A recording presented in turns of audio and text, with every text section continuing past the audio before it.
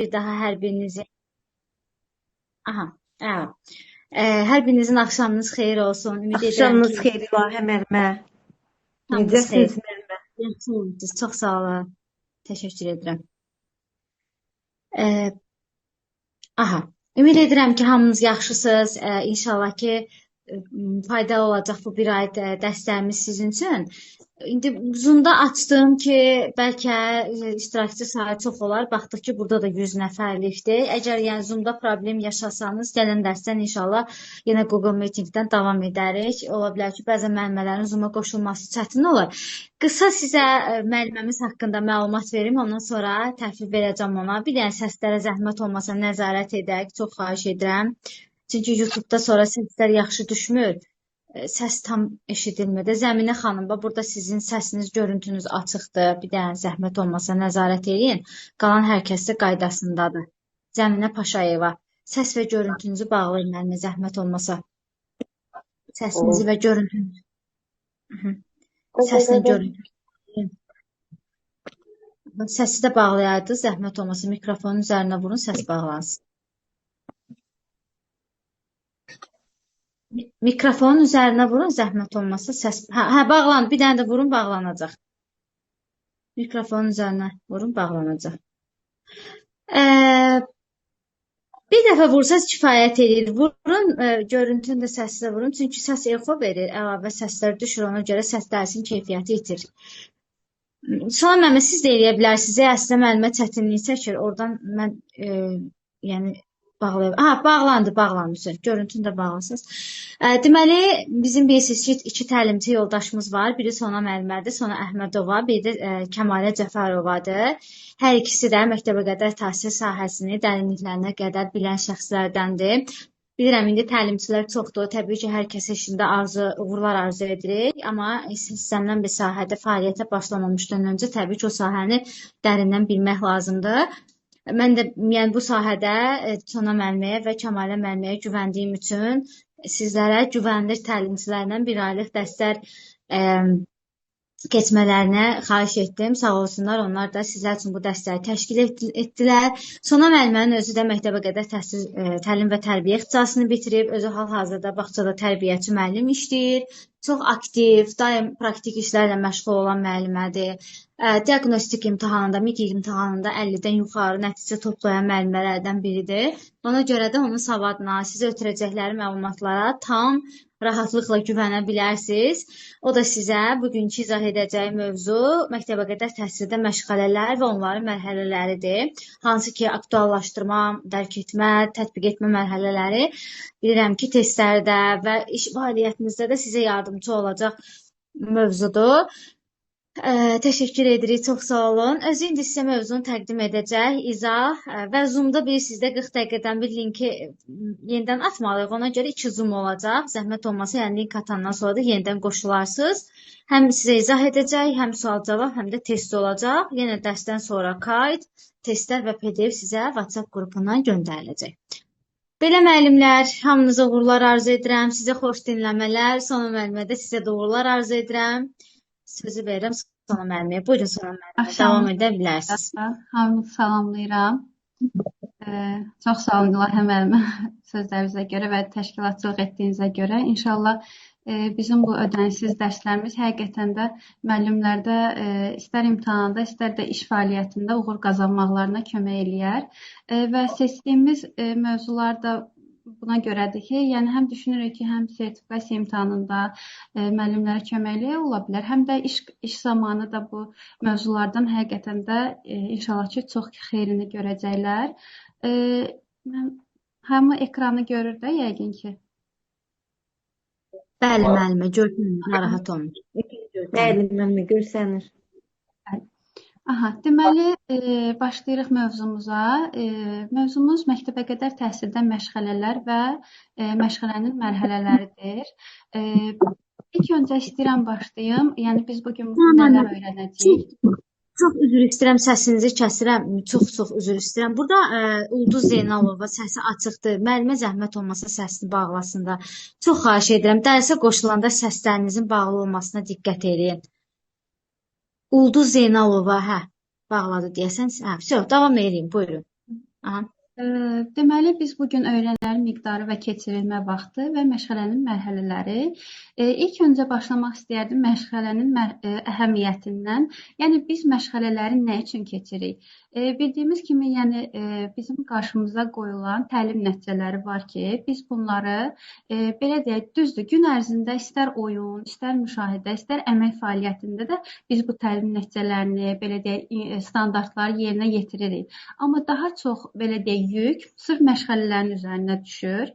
Çünki biz həm inkişaf sahələrinin belə deyək bir çoxuna, bəlkə də eyni məşğələdə bütün inkişaf sahələrini inteqrasiya vasitəsilə toxuna biliriksə, bir neçə təlim nəticəsini əldə edə biliriksə, həqiqətən də bu o deməkdir ki, məşğələlər bizim üçün çox vacib bir prosesdir. Yəni, məsələn, belə deyək ki, bütün inkişaf sahələri üzrə sırf istər bütün məşğələlər, belə deyək, bütün inkişaf sahələri ilə əlaqələnməlidir. Bu səbəbdən də biz onlardan istifadə edirik. Bir də onu deyək ki, yəni məşğələlər sırf bizim sadəcə planda yazdığımız üçün, yəni yerinə yetirdiyimiz bir proses deyil və məşğələlər zamanı da biz uşaqları həm də məktəb təliminə artıq hazırlayırıq. Çünki uşaqlar masa arxasında əyləşməyi bacarırlar. Biz onların diqqətlərini cəlb edirik. Məsələn, hər hansı bir tapşırığı yerinə yetirən zaman iradə göstərirlər, sona qədər bunu yerinə yetirirlər. Həmçinin sosial bacarıqlar, bir-birinə keçən dərsdə öyrəndiyimiz kimi iş formaları, yəni qrup, cütlərlə iş formaları zamanı da, yəni sosiallaşmağı, əməkdaşlıq, ünsiyyət bacarıqları sırf məşğələlərin belə deyək ki, daha çox üzərinə düşür. Yəni həqiqətən də yəni məşğələlərin əhəmiyyəti bu dərəcədə danılmazdır və bildiyimiz kimi məşğələ prosesi də digər proseslərdə olduğu kimi uşaqların yaşına və düşünmə qabiliyyətinə uyğun olaraq vaxtı və miqdarı bölünür. Bilirik ki, məktəbəqədər müəssisələrdə yaşlar üzrə 5 qrupa bölünür və ilk qrupumuz 1-2 yaş qrupu, yəni birinci kiçik qrup və yaxud birinci körpələr qrupu adlanır. Bu qrupda məşğələlərin vaxtı 10 dəqiqədir. Çünki niyə? Uşaqların yaş səviyyəsi az olduğuna görə onların diqqətini bir yerdə cəmləmək, uzun müddət cəmləmək çətin olar. Ona görə də qısa müddətdə başlayırıq və məşğələlərin miqdarı həftə ərzində 6 məşğələ olur. Baxaq hansı məşğələlərdir? Ətraf mühitlə tanışlıq və nitq inkişafı, 2 dəfə hərəkətlərin inkişafı, 2 dəfə bilirik ki, hərəkətlərin inkişafını, yəni belə deyək, fiziki mədəniyyətlə əlaqələndirir. Yəni sadəcə bu yaş qrupunda daha sadə hərəkətlər olduğuna görə, yəni tam olaraq məsələn fiziki hərəkətlərdə skamya üzərində tullanma, sürünmə, bu hərəkətlərdə, yəni az yaşlı uşaqlar bunu yerinə yetirmədiyinə görə sadəcə olaraq hərəkətlərin inkişafı adlanır məşğələmiz. Və sensor tərbiyə, bu da belə deyək ki, hardasa sadə riyazi təsəvvürlərin başlanğıcı hesab olunur. Yəni burada oyuncaqlarla, didaktik materiallarla, tikinti materialları ilə keçirilən bir məşğələdir və musiqi məşğələsi. Bu da hər 2 həftədə bir dəfə keçirilir. Bəs deyə bilərik ki, məsələn 6 məşğələdə həftənin 5 günü var. Necə bölünür məşğələlər? Yadımızda saxlayaq ki, kiçik qruplarda məşğələ günün həm birinci yarısı, həm də ikinci yarısı keçirilir. Məsələn, əgər ətraf mühitlə belə deyək, günün birinci yarısında ətraf mühitlə tanışlıq məşğələsini keçirirsə, artıq digər məşğələni uşaqlar yatıb durandan sonra, yəni günün ikinci yarısında keçə bilərik. Bu da yəni həftənin bir gününə 2 məşğələ düşə bilər. Yəni bu formada. Artıq keçək ikinci qrupumuz, ikinci kiçik qrup, yəni 2-3 yaşı əhatə edir və məşğələmizin miqdarı artıq yaş səviyyəsinə uyğun olaraq 5 dəqiqə artır. Burada da artıq məşğələmizin həm vaxtı, həm də miqdarı artır və 8 məşğələ olur artıq. Bəs görək hansı dəyişikliklər var? Yenə də ətraf mühitlə tanışlıq və nitq inkişafı həftədə 2 dəfə, hərəkətlərin inkişafı həftədə 2 dəfə, sensor tərbiyə 1 dəfə, musiqi məşğələsi 2 dəfə və artıq yeni bir məşğələ əlavə olunur, təsviri fəaliyyət məşğələsi. Belə bir sual yaranar ki, bəlkə də çoxunuz bilərsiniz, təsviri fəaliyyət məşğələsi, əslində biz onu öyrənəndə metodikasını, orada yazılır ki, birinci kiçik qrupdan necə başlayır. Sadəcə biz onu deyə bilərik ki, sırf məşğələ formasında ikinci kiçik qrupdan başlayır. Düzdür, az yaşlı uşaqlarda biz qələm verə bilərik, cızma, qaralar edə bilərlər, amma sırf məşğələ kimi ikinci kiçik qrupdan təsviri fəaliyyət məşğələsi başlayır. Yəni bunu da yadımızda saxlayaq. Daha sonra gəlir orta qrupumuz və 3-4 yaş qrupu, belə deyək. Burada da yadımızda saxlayaq. Daha sonra gəlir orta qrupumuz və 3-4 yaş qrupu, belə deyək. Burada da yenə də məşğələmizin vaxtı 5 dəqiqə artır, artıq 20 dəqiqə olur və məşğələmizin miqdarı da artır, 10 məşğələ olur həftə ərzində və demək olar hər günə 2 məşğələ düşür. Artıq məşğələlərimizə də baxaq. Yenə də ətraf aləmlə tanışlıq və nitq inkişafı həftədə 2 dəfə, məntiqi və riyazi təfəkkürün inkişafı artıq sensor tərbiyə ilə yerini dəyişir. Yəni sırf olaraq məntiqi və riyazi təfəkkürün inkişafı, çünki artıq belə deyək, uşaqların yaş səviyyəsi buna imkan verir ki, tam olaraq riyazi təsəvvürlərin metodikasını keçməyə başlayaq. Və yeni bir məşğələ bədii təfəkkürün inkişafı, bu da əlavə olunur. Baxaq, diqqət edək, fiziki mədəniyyət. Gördüyünüz kimi hərəkətlərin inkişafı da fiziki mədəniyyət məşğələsi ilə dəyişir. Bu da həftədə 2 dəfə, musiqi həftədə 2 dəfə və təsviri fəaliyyət həftədə 2 dəfə. Təsviri fəaliyyət məşğələsində müəllimlər rəsm yapma, quraşdırma və kəsib yapışdırma olaraq belə deyək 4 qrupa ayrılır. Və biz bu məşğələləri necə bölürük həftələrə? Məsələn, birinci həftənin məsələn 3-cü, 5-ci günü ilə 3-cü gün rəsm, 5-ci gün quraşdırma keçiriksə, növbəti həftənin 3-cü, 5-ci günü kəsib yapışdırma, 3-cü gün, 5-ci gündə yapma fəaliyyətini keçiririk. Yəni bu məşğələlər həftələrə bölünərək, yəni qruplaşdırılır bu formada və yenə dediyimiz kimi məşğələmizin vaxtı 20 dəqiqə, miqdarı isə 10 məşğələ olur. Və növbəti qrupumuz da böyük qrupdur. Böyük qrupda da eyni ilə məşğələlərin miqdarı dəyişmir. Yenə də olduğu kimi 10 məşğələ qalır. Məşğələmizin vaxtı isə artır və 25 dəqiqə olur.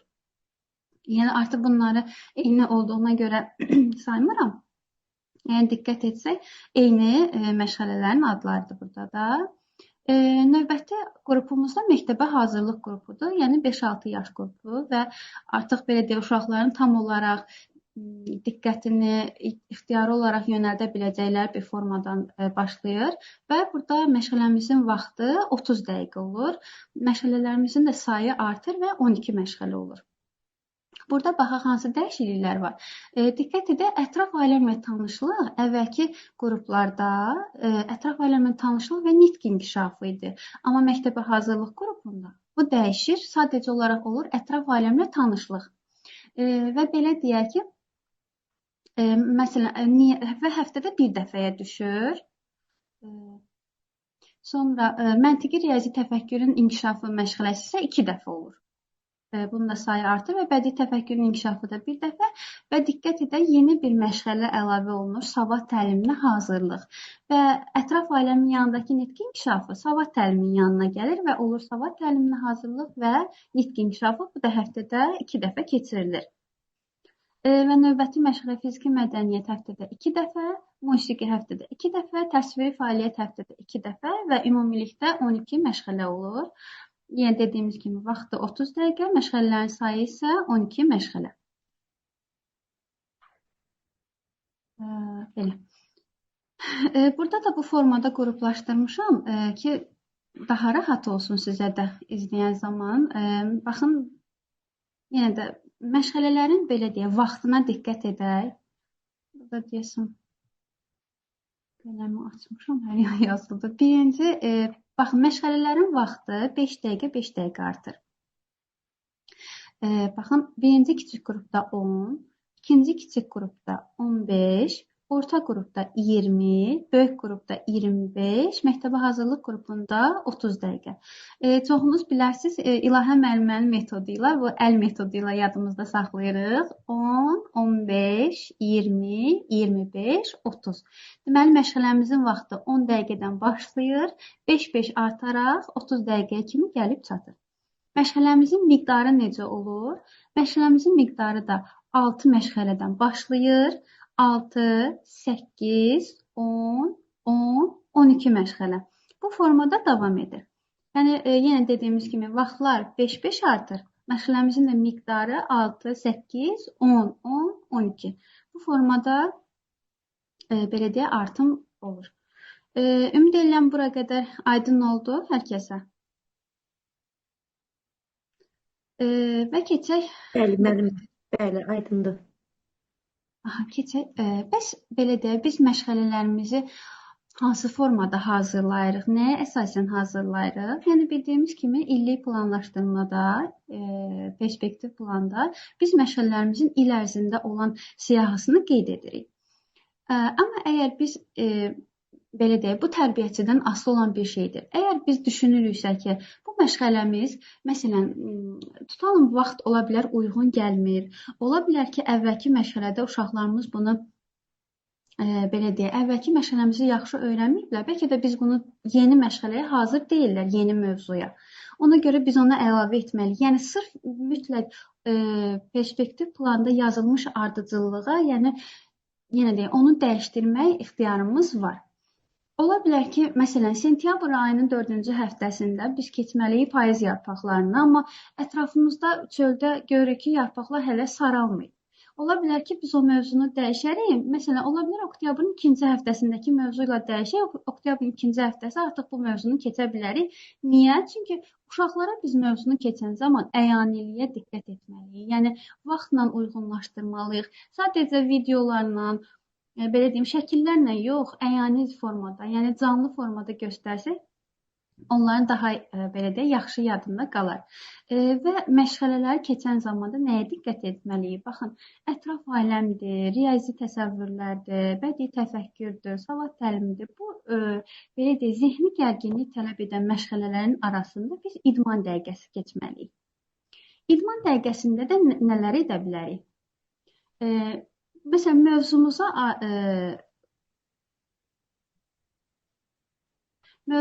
aid bir dəqiqə müəllimə burada.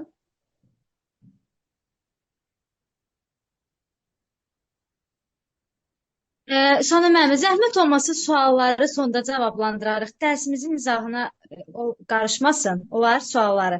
Müəllimlər, suallarınızı sonda müəllimə cavablandırar. Dəqiqə, mən burada deyəsən karandaş açıq qalıb, onu söndürmək istədim. Eybi yox, o yəqin hansı müəllimələrdən də ola bilər, əli dəyir. Siz davam edin. Hə, ekran yazılır ona görə. Aha.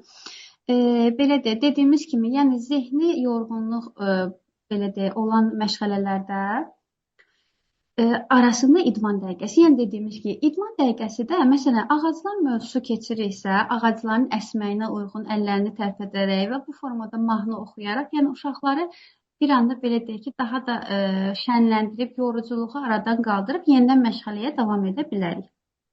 Və bayaq da dediyimiz kimi, 1, 2 və 2-3 yaşlı, yəni kiçik qruplarda məşğələlər yarım qruplarla təşkil edilir.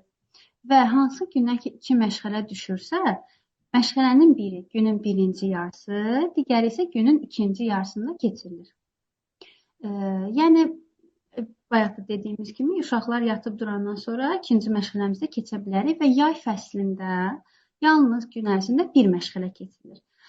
Bəs hansı məşğələlər keçirilir? Biz düşünürük ki, il ərzində uşaqlarımızın hansı mövzuda çətinlik çəkibsə, o mövzunu yenidən biz planımıza ala bilərik və yaxud da bir neçə sadə mövzunu birləşdirib kompleks şəkildə yay məşğələsində əlavə edib keçə bilərik. Və 6 günlük iş həftəsi olan bağçalar da var ki, bunlarda da şənbə günü məşğələlər keçirilmir.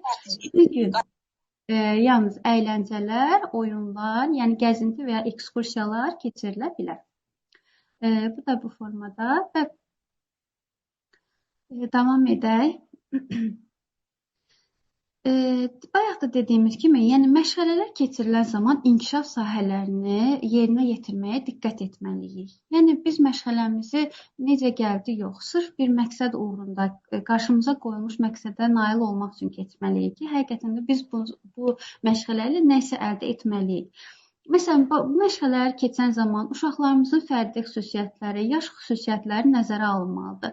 Biz orta qrupdakı uşağa əgər planetlər haqqında məşğələ keçəriksə, düşünürük ki, maraqlıdır, amma onların yaş səviyyəsinə uyğun deyil axı. O zaman bizim məşğələmizin heç bir belə deyək, mahiyyəti olmaz və biz qarşımıza qoyduğumuz məqsədə çata bilmərik. Çünki o yaş səviyyəsinə uyğun deyil. Və məşğələlər keçən zaman inteqrasiyadan xüsusilə istifadə etmək lazımdır. Diqqətlərini uşaqların cəmləmək üçün həqiqətən də yəni inteqrasiyadan çox düzgün şəkildə istifadə etmək mümkündür və məşğələləri təşkil edən zaman didaktik prinsiplərdən və pedaqoji prinsiplərdən istifadə edə bilərik və bütün didaktik prinsip və bütün pedaqoji prinsiplərdən istifadə etməliyik. Yəni bu o demək deyil ki, bir məşğələdə hamısından. Yəni ola bilər bir məşğələdə birindən, bir məşğələdə üçündən, yəni bu formada istifadə edə bilərik, amma mütləq bu prinsipləri biz nəzərə almalıyıq. Və başqa nələr diqqət etməliyik biz məşğələ prosesində? Məşğələlər zamanı uşaqlarda müstəqilliyə belə deyək, diqqət yetirmək lazımdır. Yəni artıq tərbiyəçinin məşğələdə aktiv olduğu dövr bitdi. Artıq uşaqların məşğələlərdə aktiv olduğu dövr başlayıb. Yəni biz uşağa sadəcə yol göstərici funksiyasını daşıyırıq. Biz hər hansı bir belə deyək mövzunu verən zaman çalışmalıyıq ki, uşaqlar o mövzunu özləri belə deyək axtarsınlar, araşdırsınlar. Onlar üçün o maraqlı olsun, özləri iştirak etsinlər. Mənim çox sevdiyim bir hekayə var qısa. Orada yəni çoxunuz bilərsiniz bəlkə də. Məsələn, orada uşaq özü qazanmadığı pulu, ananın ona verdiyi pulu ata atanda odun içinə ona maraqlı olmur. Amma özü qazandığı pulu ata atanda odun içinə özü oradan əlinə atıb, yəni alovun içində yansa belə çıxardır. Çünki onda onun zəhməti var, əziyyəti var. Yəni həqiqətən də biz uşaqlar da özləri öyrənməyə can atanda, özləri o biliyi qazananda həqiqətən də onların yaddaşında bəlkə də bir ömür o biliklər qalacaq. Ona görə də yəni uşaqlar həm zövq alacaqlar məşğələlərdən, həm də həqiqətən də biz qarşımıza qoyduğumuz məqsədə çata biləcəyik. Və belə deyək ki, məşğələlərdə də yenə də nailiyyət əldə etmək üçün məşğələnin qurulma ardıcıllığına, yəni mərhələlərinə diqqət etmək lazımdır. Burada da belə dediyimiz kimi, yəni fəal təlim metodlarından istifadə etməliyik. Yəni ənənəvi formadan yox. Yəni ancaq tərbiyəçi danışsın, uşaq dinləsin olmamalıdır. Tərbiyəçi yenə də yön verə bilər, suallar verə bilər, müxtəlif əyani vəsaitlər hazırlaya bilər, uşaqların marağını, diqqətini cəlb edə bilər və özü artıq geri çəkilə bilər ki, uşaqlar tam olaraq özləri məşğələ prosesində fəal formada iştirak etsinlər. Və bizə bir də nə lazım idi? Məşğələmizi düzgün qurmaq üçün. Məşğələmizi qurmaq üçün bizə lazımdır cari planlaşdırma. Əgər məşğələmizi qurmaq istəyiriksə, ilk öncə baxaq standart, mövzu, məqsəd, inteqrasiya, iş forması, iş üsulu və resurslar. Və biz ilk öncə belə deyək, məşğələmizin hansı məşğələ olduğunu bilirik. Mövzumuzu seçirik və buna uyğun standartımızı hazırlayırıq və qarşımıza məqsəd qoyuruq. Müəllimlər, mütləq biz qarşımıza qoyduğumuz məqsədə məşğələnin sonunda çatmalıyıq. Əgər biz məqsədimizə çatmırıqsa, məsələn, mən məqsəd qoymuşam ki, 3 dairəsində uşaqlar irəli və geri sayır və yaxud da irəli geri sayır. Əgər mən məşğələmin sonunda uşaqların mənə bu geri dönüşü etmirlərsə, 3-dən geriyə saymağı bacarmırlarsa, deməli mənim keçdiyim məşğələ uğursuz məşğələdir. Çünki mənim məqsədim belə də yerinə yetməyib. Və inteqrasiya. İnteqrasiyada bildiyimiz kimi, yəni bir məşğələni daha belə deyək geniş şəkildə, belə deyək rəngarəng, daha bir neçə inkişaf sahəsinə toxunmaq istəyiriksə, həqiqətən bizə inteqrasiya bu formada çox köməyimiz olur. Və iş forması, iş üsulları da yenə dediyimiz kimi keçən məşğələdə də Kəmal müəllimə izah etmişdi. Yəni bunları da uşaqların yaş səviyyəsinə uyğun olaraq seçirik və resurslar. Resurslar bacardığımız qədər geniş seçməliyik və əyaniliyə həqiqətən də çox diqqət etməliyik ki, uşaqlar gözləri ilə gördükləri, toxunduqları belə deyək, əşyaları daha yaxşı yadında saxlayır, daha yaxşı qavrayırlar və bu formada da həqiqətən biz məqsədimizə daha yaxşı çatmış olarıq. Və növbəti artıq keçirik məşğələmizin mərhələlərinə. Məşğələmizin də bildiyimiz kimi 3 mərhələsi var. Motivasiya və ya aktuallaşdırma birinci mərhələmiz, dərk etmə və tətbiq etmə.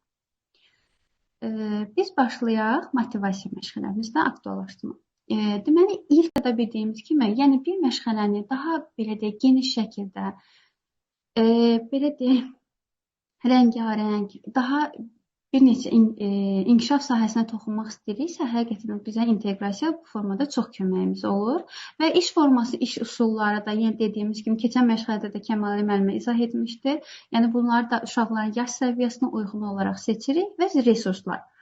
Resurslar bacardığımız qədər geniş seçməliyik və əyaniliyə həqiqətən də çox diqqət etməliyik ki, uşaqlar gözləri ilə gördükləri, toxunduqları belə deyək, əşyaları daha yaxşı yadında saxlayır, daha yaxşı qavrayırlar və bu formada da həqiqətən biz məqsədimizə daha yaxşı çatmış olarıq. Və növbəti artıq keçirik məşğələmizin mərhələlərinə. Məşğələmizin də bildiyimiz kimi 3 mərhələsi var. Motivasiya və ya aktuallaşdırma birinci mərhələmiz, dərk etmə və tətbiq etmə. Biz başlayaq motivasiya məşğələmizlə aktuallaşdırma. Deməli, ilk mərhələ, belə deyim, ya istəsə motivasiya ilə, istəsə aktuallaşdırma ilə başlaya bilərik və nə zaman? Aktuallaşdırma nə deməkdir? Əgər biz uşaqlara belə başlayırıq, uşaqlar yadınızda keçən məşğələdə biz bu dərsi keçmişdik və artıq biz köhnə biliyin üzərində yeni biliyi çatdırmağa belə deyək başlayırıq.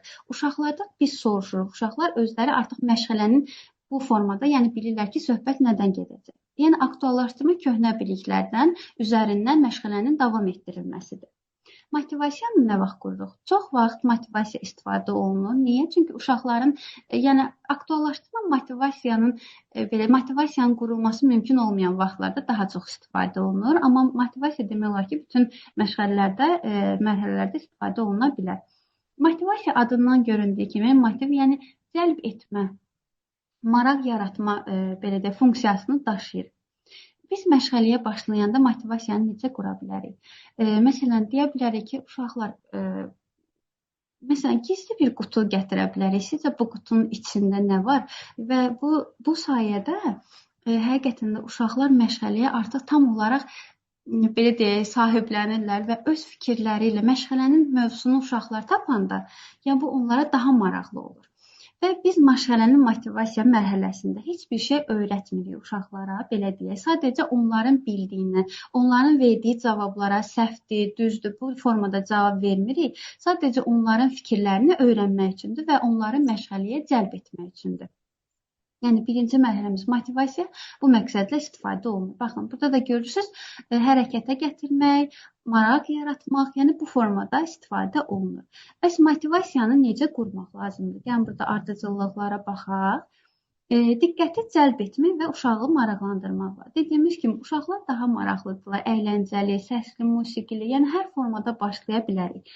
Müxtəlif fərziyyələrə səbəb olan vəziyyət yaratmaq. Bu nə deməkdir? Yəni, belə deyək də, konkret cavab olan bir sual verməməliyik uşaqlara. Hər uşaq bir cavab verməlidir və hər cavab da bu mövzuya uyğun olmalıdır.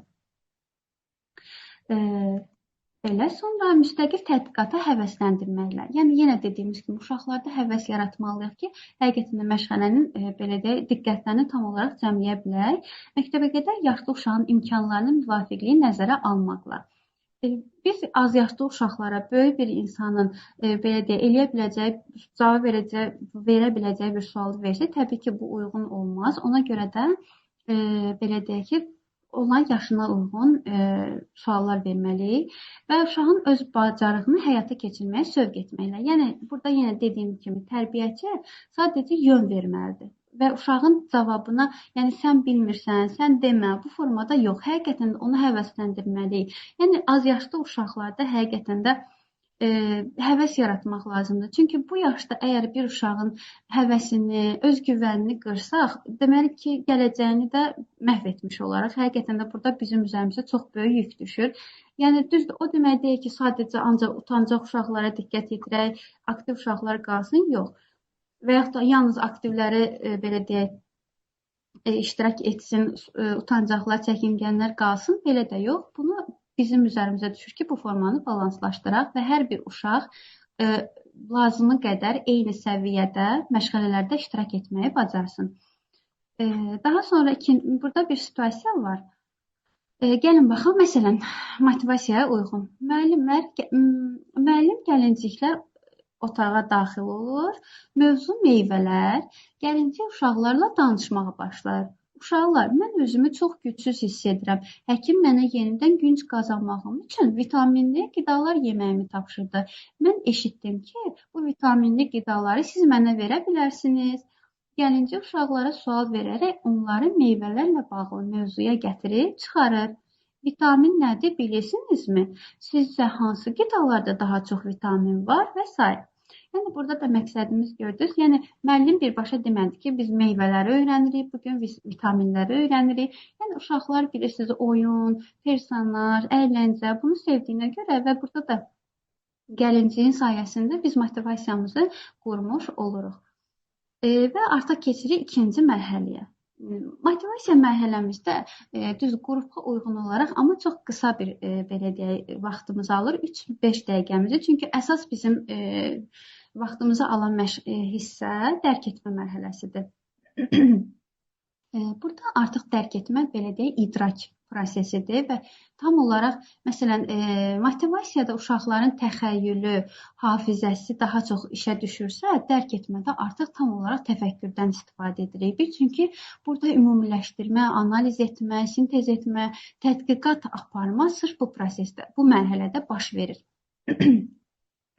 Baxaq burada nədən söhbət gedir? Məsələn, burada artıq baxın, tərbiyəçi burada uşaqlara artıq biliyi ötürür.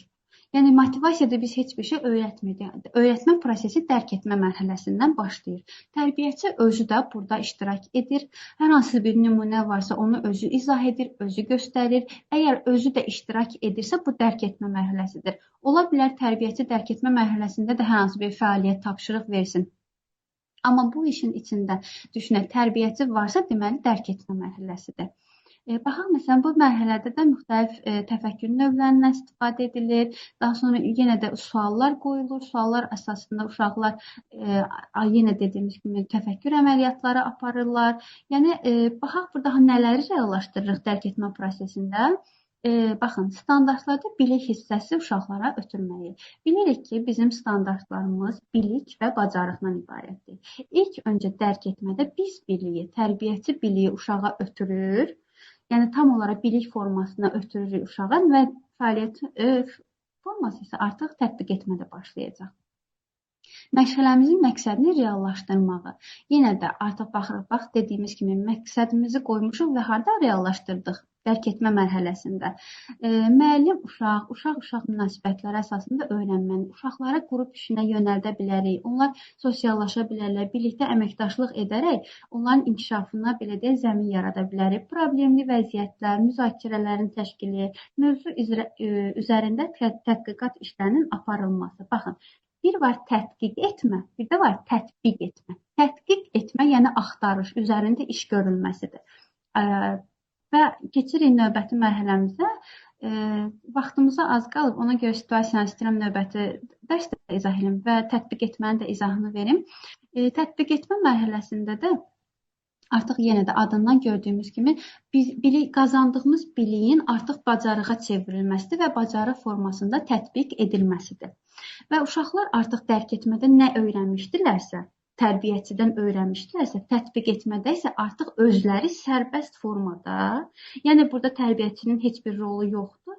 Sadəcə uşaqlar özləri artıq burada öz həqiqətən öyrəndiklərini belə deyək, fəaliyyətə çevirirlər. Baxaq ki, nələr olur burada da.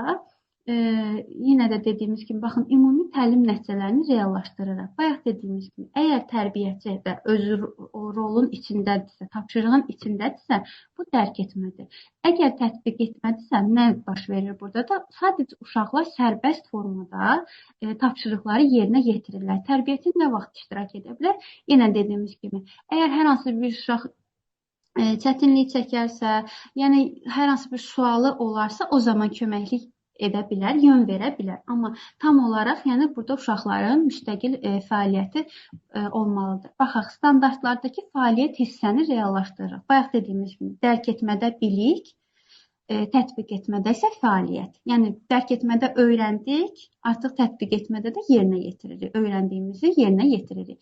Məqsədimizə çatıb-çatmadığımızı müəyyən edirik. Məsələn, məqsəd qoymuşduq qarşımıza ki, 3 bucağı seçir qrupun içindən. Bunu 3 bucağı izah etdik, 3 bucağa bənzəyən əşyaları dərk etmədə izah etdik və tətbiq etmədə uşaqların qarşısına iş vərəqləri qoymuşuq. Və artıq baxırıq ki, qrup formasında da ola bilər, belə deyək, cütlərlə iş formasında da ola bilər. Görək ki, həqiqətən də uşaqlar o üçbucağa bənzəyən əşyaları birləşdirə bilirlərmi? Yəni biz məqsədimizə çatmışıqsa, yerinə yetirirlərsə, deməli çatmışıq. Yox, əgər uşaqlar yenə də həqiqətən də çətinlik çəkirlərsə, deməli biz məqsədimizə çatmış sayılmırıq və məşğələmiz uğursuz sayılır. Və uşaqlar yenə də öyrəndikləri bilikləri bacarığa çeviririk və məşğələnin sonunda bir də müəllimlər, bu düzdür ayrıca bir mövzudur, qısa olaraq toxunacağam buna da. Refleksiya üçün imkan əldə edirik və uşaqlarda praktik işləmə bacarıqlarını formalaşdırırıq. Yenə dediyimiz kimi uşaqlar sərbəst formada artıq başlayırlar özləri fəaliyyət göstərməyə, öyrəndiyini həqiqətən də tətbiq etməyə. Yenə dediyimiz kimi uşaqlar müstəqil olaraq burada fəaliyyətləri yerinə yetirə bilirlərsə, deməli həqiqətən də biz məqsədimizə çatmışıq və refleksiya nədir? Refleksiya da baxın, bir var biz məşğələmizin sonunda görək ki, uşaqlarımızı həqiqətən də öyrəniblərmi? Mövzunu. Bir bu formada refleksiya edə bilərik uşaqlar üzərində. Baxaq, məsələn, yenə dediyimiz kimi, məsələn, meyvələr mövzusunu keçdik. İndi dediyimiz kimi məşğələnin üçün necə refleksiya edə bilərik? Uşaqlar, sizcə hansı meyvələr, hansı qidalar vitaminlidir? Məsələn, bu formada sual verə bilərik. Və siz hansı meyvəni xoşlayırsınız? Məsələn, bu formada da sual verə bilərik ki, görək həqiqətən uşaqlar meyvənin xeyrini, hansı vitaminlə olduğunu bilirmi? Refleksiya zamanında sual verərkən cavabı hə, yox, yəni bəli, xeyr, qısa, konkret cavablar olmamalıdır. Düşündürücü cavab olmalıdır. Yəni biz bu sualımı verməklə belə deyək ki, yəni həqiqətən də məqsədimizə çatıb-çatmadığımızı öyrənmək üçün geniş formada, əhatəli formada cavabı olan suallar verməliyik və yenə də dediyimiz kimi uşaqlarda praktik işləmə bacarıqları və müstəqil formada məşğələmizi yekunlaşdırırıq. Və izahımız bu qədər, müəllimlər. İstəyirəm, az qalıb vaxtımızın bitməyənə. Növbəti mərhələdə də situasiyalara baxacağıq. İnşallah.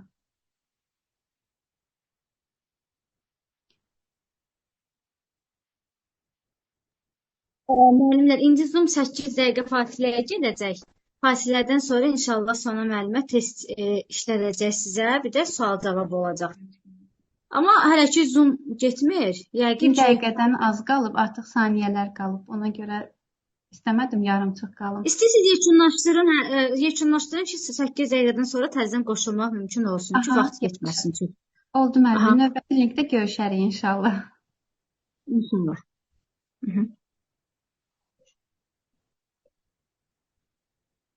Masa əl qaldırsın.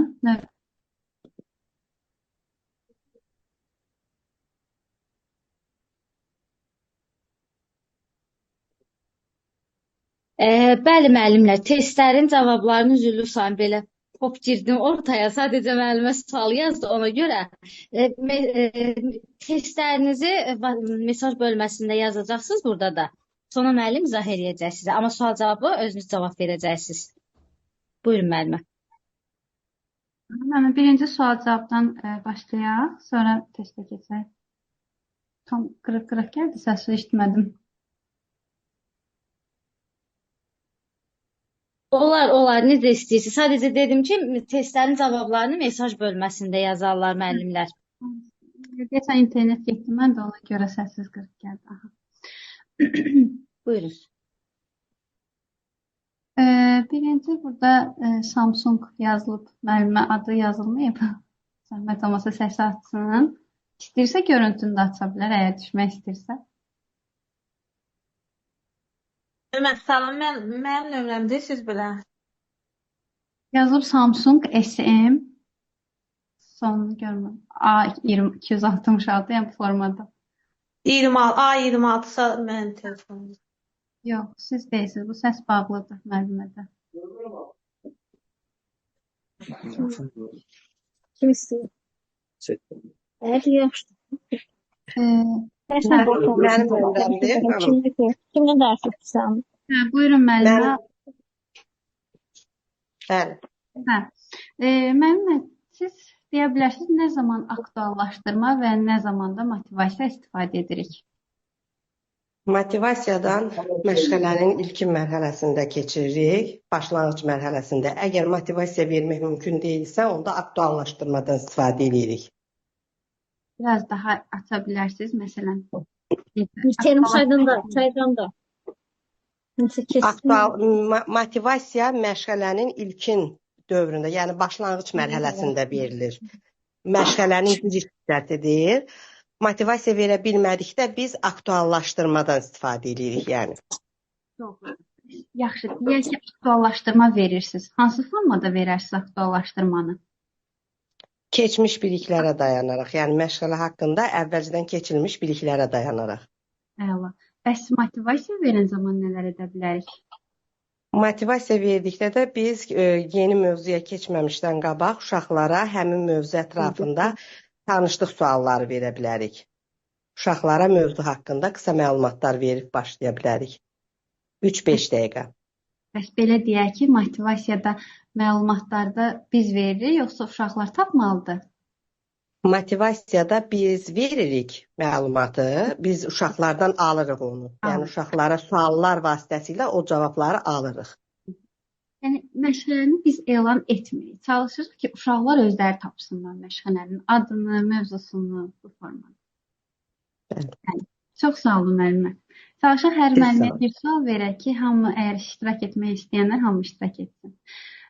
Sonra Nurlana Mahmudova. Buna mən bağışlayın, axşamınız xeyir. Olar mən bu motivasiyanı aktuallaşdırmanı misallarla izah edim. Buyurun müəllimə. Siz o sualı verdiniz, müəllimə mənə elə gəlir ki, dolğun cavab vermədi. Yəni motivasiyamız yaradanda hər hansı bir mövzunu götürürük. Ona uyğun uşaqlarda diqqətin, onlarda maraq yaratmaq üçün elə bir üsuldan istifadə edirik ki, o onlara gizli formada gəlsin. Tutaq ki, biz bir qutunun içərisinə bir saat qoyuruq, gətiririk otağa. Deyirik uşaqlar, baxın mən sizə bizə bir qutu gəlib otağımıza. Baxaq görək bunun içində nə var. Artıq uşaqlarda motivasiya yaranır və fəaliyyəti stimullaşdırırıq və onlarda diqqətini yönəldirik həmin qutuya. Və oradan bir saat çıxır, uşaq da baxır ki, bu saatdır. Sonra biz uşaqlara müxtəlif suallar müraciət edirik. Siz neçə cür saat növləri tanıyırsınız, məsələn? Uşaq da deyir, biri deyir divar saatımız var, biri deyir qol saat, biri elektron saat və yaxud da rəqəmli saat. Yəni ideyaları toplayırıq, sonra ümumi bir nəticəyə gəlir və deyirik, bəli uşaqlar, saat bizə vaxtı bildirmək üçün lazımdır və yaxud da sonra bugün biz sizinlə S hərfi ilə tanış olacağıq. Yəni bunu elə-belə gətirməmişdik otağımıza. Məncə motivasiya belə qurulur. Əgər əlimizdə belə bir vəsait yoxdursa, nəsə gətirib ortaya çıxara bilmiriksə, mövzu elə bir şeydir ki, ona uyğun əyani vəsaitimiz yoxdursa, o zaman biz aktuallaşdırmaya müraciət edirik məşğələnin girişində. Uşaqlara deyirik ki, məsələn, yadınızdadır, biz sizinlə gəzintidə falan yerdə falan bir şey görmüşdük və biz indi onun şəklini çəkəcəyik və yaxud da biz onun haqqında danışacağıq. Mən belə bilirəm. Bəli, çox gözəldir müəllimə. Çox sağ olun. Buyurun. Keçən növbəti müəlliməyə Nurlana Mahmudova. Bəli, müəllimə, buyurun. Müəllimə, siz deyə bilərsiniz, dərk etmə və tətbiq etmənin fərqi nədir? Dərk etmədə müəllimə burada uşaq və müəllim arasında gedir. Yəni müəllim yeni biliyi və bacarığı uşaqlara ötürür.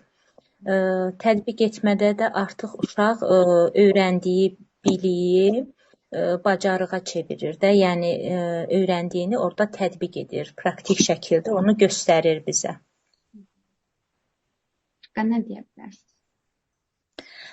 Yəni dərk etmədə əsas necə deyim? Hansı təfəkkür formalarından istifadə edir? Təfəkkürün növləri var orada, məsələn, əqli, İdrak, bəli, idrak əsas burada rol oynayır. Uşaq çünki burada qavrayır da, dərk edir, yeni biliyi öyrənir. Tətbiq etmədə artıq onu tətbiq edir, yəni həyata keçirir. Sağ olun müəllimə. Siz sağ olun müəllimə. Nigar Mənsimova.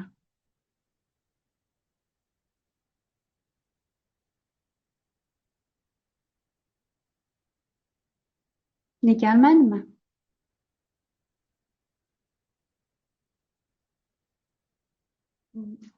Növbəti müəllimə keçək. Leyla müəllimə burada əl qaldırıb.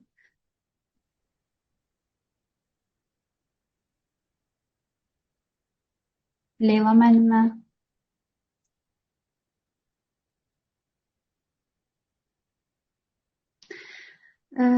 Cəvahir müəllimə.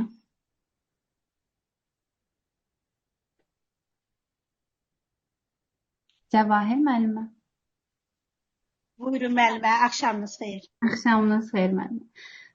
Müəllimə, sizə belə bir sual verim ki, siz deyə bilərsiniz, hansı qruplarda məşğələlər günün 2 yarısında da keçirilir? Kiçik qruplarda. Niyə bəs? Səbəb? Çünki o uşaqlar yarım qruplar formasında keçirilir, yəni onlar körpü olduqları üçün. Yəni hansı Yorulurlar da, yəni zehin yorulur. Bəli, bəs deyə bilərsiniz, birinci kiçik qrupda məşğələnin müddəti nə qədər olur? O 10 dəqiqə. Və 6 məşğələ var. Əla. Yəni bir sual da verim sizə. Məsələn, mən deyə bilərsiniz, ev heyvanları mövzusunda necə motivasiya qurarsınız? Motivasiyanı heyvanların səsləri ilə və yaxud da onların qidalanmaları ilə, nağıl qəhrəmanları ilə motivasiya qura bilərik. Motivasiyamıza nə qədər vaxt sərf edə bilərik? Motivamıza hardasa 3-5 dəqiqə. Bəs hansı prosesləri, idraki prosesləri inkişaf etdiririk motivasiyada daha çox? Tətbiq etmədə. Yox. Motivasiyada hansı idraki proseslərdən istifadə edirik? Daha doğrusu, hansı idraki proseslər inkişaf edir? Hansı idraki? Məsələn, siz nəsə verirsiniz, uşaqlar da onu tapmağa çalışırlar. Nə? İdraki. İdrakin hansı prosesləri? Diqqət. Təfəkkür, yaddaş, diqqət. Əla. Əla. Təxəyyül. Aktuallaşdırmada hafizə. Bəli. Bəli, çox sağ olun müəllimə. Buyurun. Sonra baxaq. Müəllimə, burada Nigar Mənsimova aça bilir səsini. Mən açım, əgər danışmaq istəyirsə.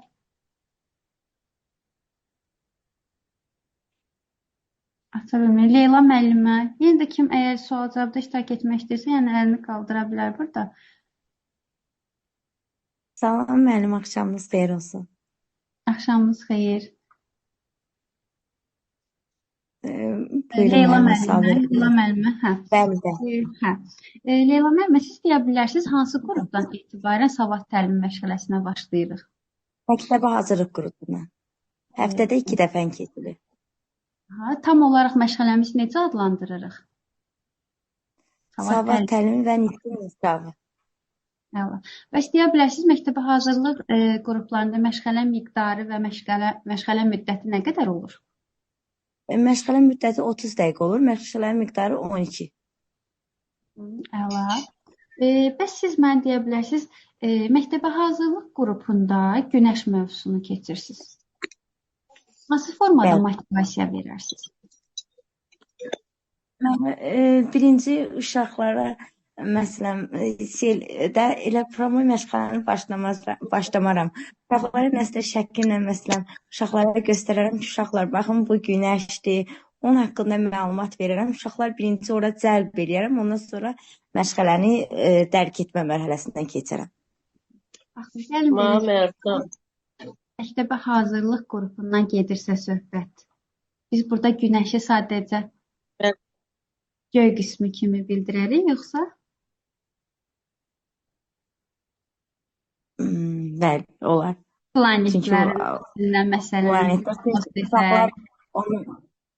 Bəli də yekə məktəb hazırlıq qrupudur, böyük qrupdular, yekə qruplar dərk edirlər hər şey. Bəli, yaş səviyyəsində nəzərə almalıyıq. Əgər artıq onlar biliyi öyrənməyə acizdirlər. Yəni biz onların öz səviyyəsinə uyğun mövzular verməliyik.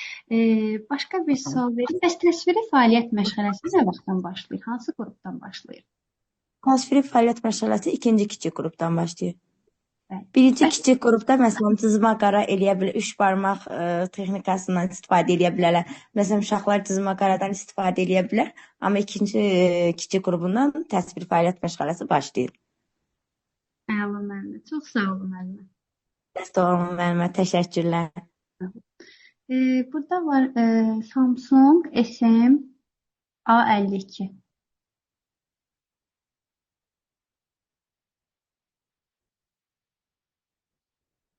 Cavab verə bilirsiniz müəllimə?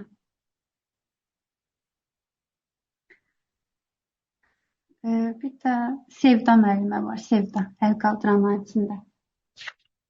Bəli, müəllimə. Salam. Salam. Salam. Müəllimə, siz deyə bilirsiniz, 6 günlük məşğələlərdə, daha doğrusu 6 günlük bağçalarda məşğələlər hansı formada keçirilir? Mənim müəllimə bildiyim qədərilə 6 günlük bağçalarda 5 gün ərzində məşğələlər olduğu kimi keçirilir. 6-cı günü isə oyun tərzində keçirilir. Yəni sırf necə deyim, hərəkətli oyunlarla, müxtəlif uşaqları öyrədici oyunlarla təşkil olunur, keçirilir də. Yəni tək məşğələ keçirilmir. Məşğələlər keçirilmir, sadəcə gəzilir. Və siz deyə bilərsiniz ki, hansı didaktik prinsiplərdən istifadə edirik biz məşğələlərdə?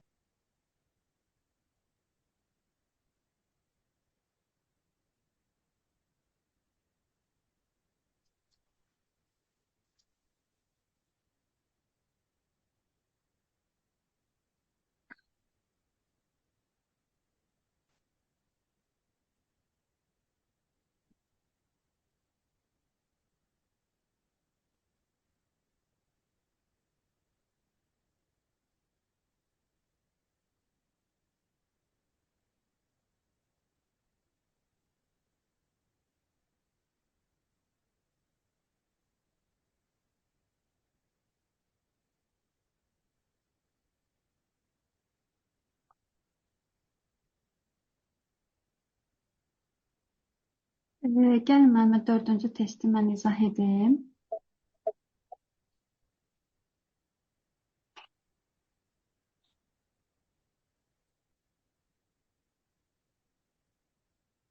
Deyir ki, kiçik yaş qrupundan keçirilən məşqlərdə tərbiyəçi motivasiya mərhələsini çox uzadır və nəticədə əsas fəaliyyətə az vaxt qalır. Bu hal məşğələnin səmərəliliyinə təsir edir. Bu vəziyyətdə əsas problem nədir? Gəlin bax, məşğələnin məzmununun yaşa uyğun olmaması, məşğələnin müddətinin normativə uyğun planlaşdırılmaması, tədris metodunun düzgün seçilməməsi, məşğələnin məqsədinin aydın olmaması, uşaqların marağının zəif olması. Bax, deyir ki, söhbəti gedirsə, yəni yaş qrupuna uyğun, vaxt qrupuna uyğun, vaxtı düzgün bölünməmişdir və ona görə məşğələ müddətinin normativə uyğun planlaşdırılması. E variantıdır cavab. Müəllim, nə bilən zəhmət olmasa səssizə, görüntünüzə diqqət edin də. Burada səs açıqdır görüntü müəllimlərdə. Gülnar xanım, bax sizdə görüntü səs açıqdır, dərsin səsinə təsir eləyir. Səs görüntünüzü bağlayın da zəhmət olmasa. Tamam, 5-ci testi oxuyaq, yekunlaşdıraq, vaxtımıza da az qalıb.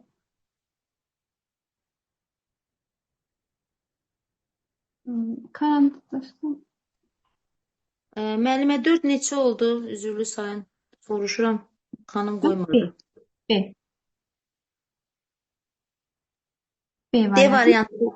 B variantı normativə uyğun seçilməməsidir. Müddətin normativə uyğun seçilməməsidir.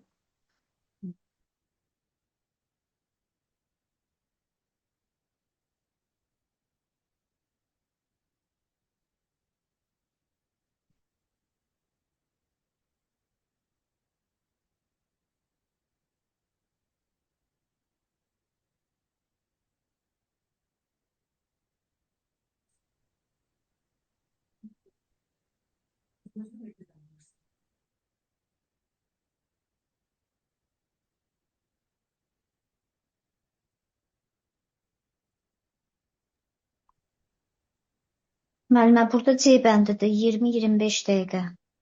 Yazın müəllimə, zəhmət olmasa. Yaza bilmirəm ona görə. Yaxşı, yaxşı.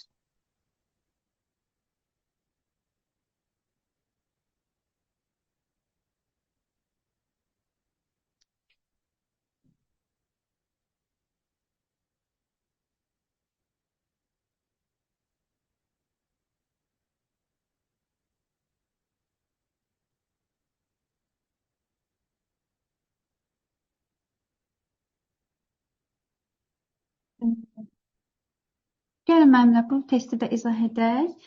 Baxaq, tərbiyəçi böyük yaş qrupunda nitqin inkişafına aid məşğələ keçirir. Məşğələ zamanı uşaqlar aktiv müzakirələr aparır, tapşırıqları yerinə yetirir və sonda refleksiya aparılır. Tərbiyəçi məşğələnin uşaqları yormamasına xüsusi diqqət yetirir. Bu yaş qrupu üçün məşğələnin müddəti hansıdır? Çoxunuz yazmısınız C variantı 20-25 dəqiqə. Baxaq, 20 dəqiqə orta qrupun məşğələ müddəti idi. Böyük qrupda isə 25 dəqiqədən başlayır. Yəni 25 dəqiqədən çox olmalıdır ki, az olmalı deyil. Ola bilər bir neçə dəqiqə arta bilər, amma azala bilməz. Çünki onların yaşına uyğun məşğələ müddəti 25 dəqiqədən başlayır. Yəni doğru cavab D variantıdır burada. 20-30 dəqiqə. Belə müəllimlər, dərsimizin vaxtına da son 5 dəqiqə qalıb yekunlaşdıraq. Testi də, PDF-i də, videonu da inşallah göndərəcəyik qrupa. Yenidən izləyərsiniz. Testləri də işləyib nəticələrinizi göndərərsiniz. Çox sağ olun müəllimə, təşəkkür edirik, sağ olun. Sağ olun. Təşəkkür edirik müəllimlər, biz də sizə. Ümid edirik ki, bugünkü ödənişsiz dərs sizlər üçün faydalı oldu. Çox sağ olun, testləri də çox gözəl işlədiniz. Dərsdə aktivliyiniz üçün də təşəkkür edirik sizə. Dərsdən sonra dərsin PDF-ini, testləri sizə göndərəcəyik. Qrupumuz da aktiv qalacaq. Kənar paylaşımlar olmadığı halda, yəni suallarınızı da yaza bilərsiniz dərslə bağlı. Video kaydını da göndərəcəyik sizə. Növbəti dərsimiz inşallah 2-ci gün olacaq. Növbəti dərsimiz Kəmalə müəllimənin dərsi olacaq. İnşallah yenə qoşularsınız dərsimizə. Çox sağ olun, Sona müəllimə, sizə də təşəkkür edirik bugünkü gözəl dərs üçün. Təşəkkürlər müəllimələr. Gecəniz xeyrə qalsın. Növbəti ödənişsiz dərsimizdə görüşmək diləyi ilə. Çox sağ olun. Sağ olun Çox sağ müəllim, olun. çox sağ olun. Sağ olun müəllimə. Təşəkkür Siz də edirik. sağ olun. Siz də sağ olun. Təşəkkür edirik. Çox sağ olun.